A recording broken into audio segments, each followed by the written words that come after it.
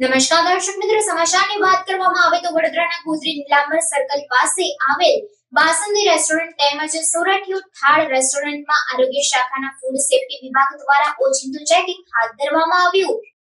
વડોદરા શહેરના ગોત્રી નીલાંબર સર્કલ પાસે આવેલી બાસંદી રેસ્ટોરન્ટ તેમજ સુરત યુથ થાળ રેસ્ટોરન્ટમાં પાલિકાની આરોગ્ય શાખાના ફૂડ સેફ્ટી વિભાગ દ્વારા રાજ્ય સરકારના આદેશ મુજબ ઝુંબેશના ભાગરૂપે ટીમ દ્વારા ઓચિંતું ચેકિંગ હાથ ધરવામાં આવ્યું હતું, જેમાં બાસંદી રેસ્ટોરન્ટના કિચનમાંથી એક દિવસના વાસી 4 કિલો જેટલા ઢોકળા મળી આવતા તેનો સ્થળ પર જ નાશ કરવામાં આવ્યો હતો। સાથે સાથે શાકભાજી, કઠોળ, કચુંબર, મીઠાઈ સહિતની ચીજવસ્તુઓની ચકાસણી કરવામાં આવી હતી।